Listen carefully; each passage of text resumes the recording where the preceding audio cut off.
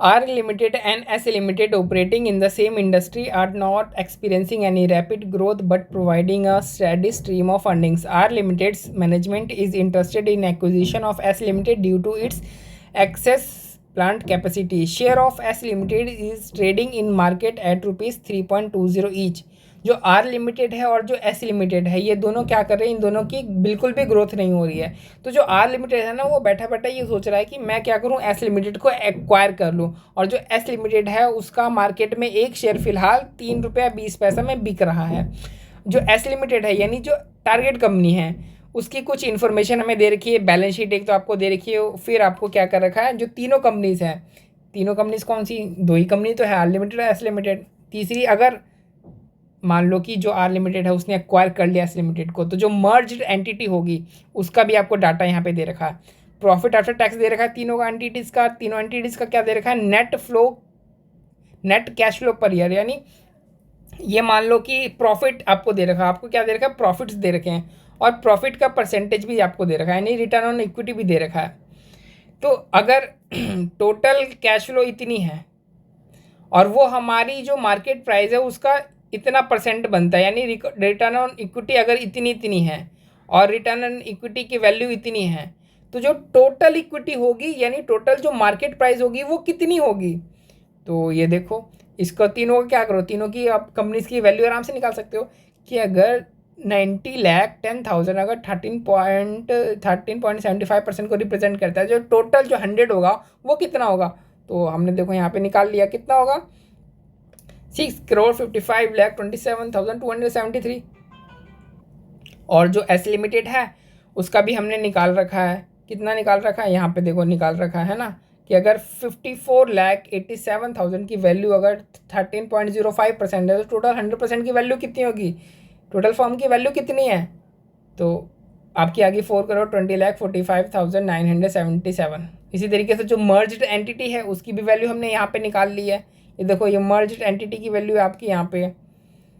अब हम आगे देखते हैं कि आगे क्या क्या रिक्वायरमेंट है। तो पहली रिक्वायरमेंट ये है कि जो एस लिमिटेड है उसको मिनिमम प्राइस पर शेयर आर लिमिटेड से कितना मांगना चाहिए, तो मिनिमम कितना मांगना चाहिए उसको, तो देखो अच्छा इसकी मार्केट प्राइस कितनी है, इसकी मार्केट प्राइस इतनी है, ठीक है, और इसके पास टोटल नंबर ऑफ शेयर्स कितने, 80 लाख के टोटल नंबर ऑफ शेयर्स है, यानी मार्केट प्राइस पर शेयर कितना हो गया, 5.26 का। लेकिन अभी तो हमने देखा एस लिमिटेड का मार्केट में शेयर कितने में बिक रहा है, 3.20 में बिक रहा है, और हमने निकाला 5.26, तो ये डिफरेंस कैसे। तो ये देखो जो हमने निकाला ना वो निकाला है थ्योरेटिकल मार्केट प्राइस, और ये 3.2 वाली ये actual market price. Theoretical market price और एक्चुअल मार्केट प्राइस इन दोनों में डिफरेंस हो सकता है। जो थ्योरेटिकल मार्केट प्राइस होती है ना वो जो इन्फॉर्मेशन आपको दे रखी होगी उसके बेस पर आप निकाल करके दे दोगे, लेकिन जो एक्चुअल में जो मार्केट प्राइस डिसाइड होती है उसके पीछे काफ़ी सारे फैक्टर्स होते हैं, जैसे कि गवर्नमेंट की पॉलिसी क्या है, आपकी कंपनी की पॉलिसी क्या है, कंपनी किस तरीके से ऑपरेट करती है, लोगों का भरोसा आपकी कंपनी में है कि नहीं है, लोगों को कंपनी का फ्यूचर कैसा लग रहा है, तो उस तरीके से जो है वो एक्चुअल मार्केट प्राइस डिसाइड होती है। इसलिए जो थ्योरेटिकल मार्केट प्राइस होती है और जो एक्चुअल मार्केट प्राइस होती है वो हमेशा डिफरेंट होती है। तो एक्चुअल मार्केट प्राइस तो हमारी कम है 3.20, और जो थ्योरेटिकल मार्केट प्राइस आ रही है वो ज़्यादा आ रही है, 5.26 की आ रही है। अच्छा एक बार बुक वैल्यू भी निकाल लो, बुक वैल्यू पर शेयर भी निकाल लो, तो बुक वैल्यू टोटल कितनी है, ये बुक वैल्यू होगी हमारी। बुक वैल्यू का फॉर्मूला क्या होता है, बुक वैल्यू का फॉर्मूला होता है ना equity share capital plus reserve surplus minus किसी भी तरीके का अगर कोई प्रिलिमिनरी एक्सपेंसेस किया है आपने, या फिर माइनस कर दो किसी भी तरीके का कोई डेफर्ड रिवेन्यू एक्सपेंडिचर है, तो ये प्रिलिमिनरी एक्सपेंसेस और डेफर्ड रिवेन्यू एक्सपेंडिचर का तो कोई इन्फॉर्मेशन क्वेश्चन में दे नहीं रखा है। बचा equity share capital and reserve surplus, तो इसी से हम क्या निकालेंगे, इसी से हम बुक वैल्यू निकालेंगे। तो हमने यहाँ पे बुक वैल्यू निकाल लिया, बुक वैल्यू निकाली टोटल, अब उसको डिवाइड कर दो टोटल नंबर ऑफ शेयर से, तो आपकी बुक वैल्यू पर शेयर आ जाएगी। तो वही हमने यहाँ पे किया, जो ये टोटल बुक वैल्यू आ गई इसको टोटल नंबर ऑफ शेयर से हमने डिवाइड कर दिया, तो हमारा क्या गया, बुक वैल्यू पर शेयर कितना है, 5 रुपया। यानी जो थ्योरेटिकल मार्केट प्राइस आ रही है वो 5.26 की आ रही है, और जो बुक वैल्यू पर शेयर आ रही है वो 5 की आ रही है। इसमें से लोअर कौन है, लोअर 5 है, यानी जो एस लिमिटेड है वो कम से कम 5 रुपया पर शेयर तो मांगेगा ही मांगेगा।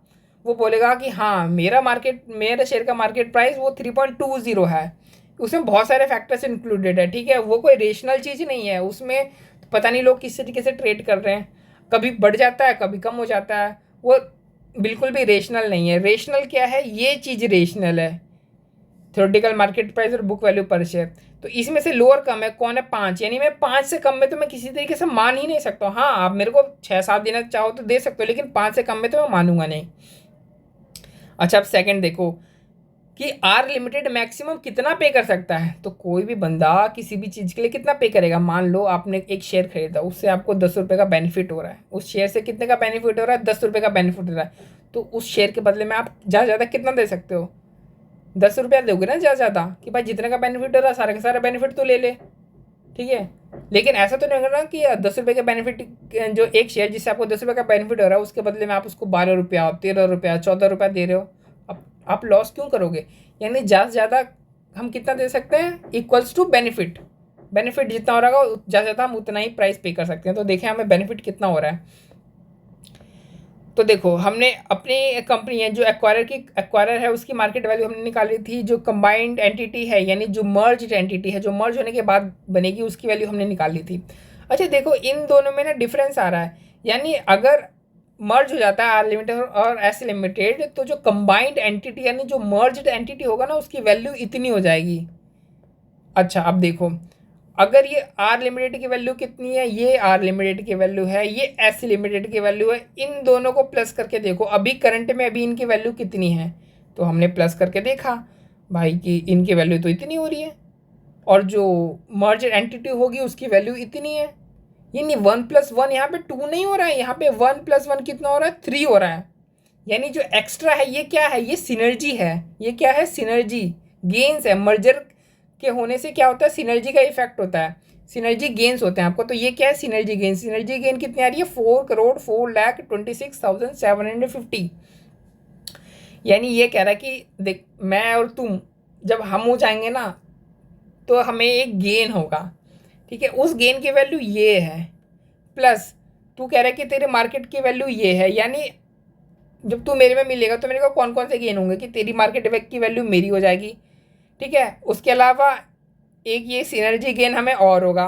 तो ये 2 बेनिफिट मेरे को होंगे जब मैं और तुम हम होंगे। तो ये गेन तुम रख लो। तो गेन कितना रखेगा, ये भी गेन दे देगा और ये भी गेन दे देगा, यानी दोनों गेन दे दिया। और टोटल में देखा जाए तो ये इतना बन जाता है। लेकिन अगर पर शेयर देखा जाए तो डिवाइड बाई 80 लाख कर दोगे, यानी पर शेयर कितना 10.31।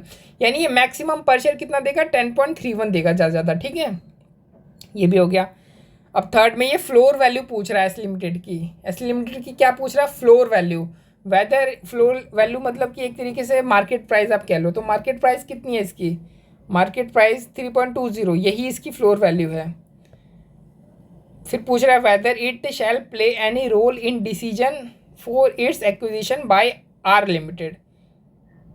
तो क्या कोई डिसीजन ये प्ले करेगा एक्विजिशन में। तो ये जो फ्लोर वैल्यू है ना, देखो फ्लोर वैल्यू का मतलब मैं ये नहीं कह रहा हूँ कि फ्लोर वैल्यू का मतलब मार्केट वैल्यू होती है, बट यहाँ पे जो मार्केट वैल्यू है ना वो सबसे कम वैल्यू है। क्या है, मार्केट जो फ्लोर वैल्यू होती है उसका मतलब होता है जो सबसे कम वैल्यू है, मतलब उसके नीचे तो मतलब ना तो आप देने की सोच सकते हो ना तो वो बंदा उसके नीचे लेने की सोचेगा।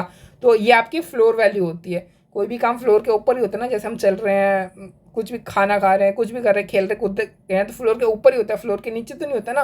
तो वही कह रहा है एक वैल्यू है, एक फ्लोर वैल्यू है, प्राइस उसके नीचे नहीं होगी, प्राइस हमेशा उसके ऊपर ही होगी। तो वो कौन सी वैल्यू है जिसके नीचे प्राइस होगी नहीं। तो देखो मार्केट में 3.20 में तो शेयर इसका बिक ही जाएगा।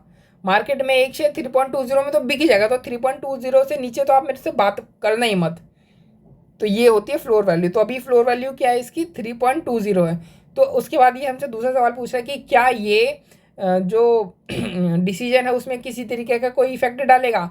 तो नहीं, ये डिसीजन में किसी तरीके का कोई इफेक्ट नहीं डालेगा। क्यों, क्योंकि जो इसकी बुक वैल्यू है ना वो खुद 5 रुपये आ रही है।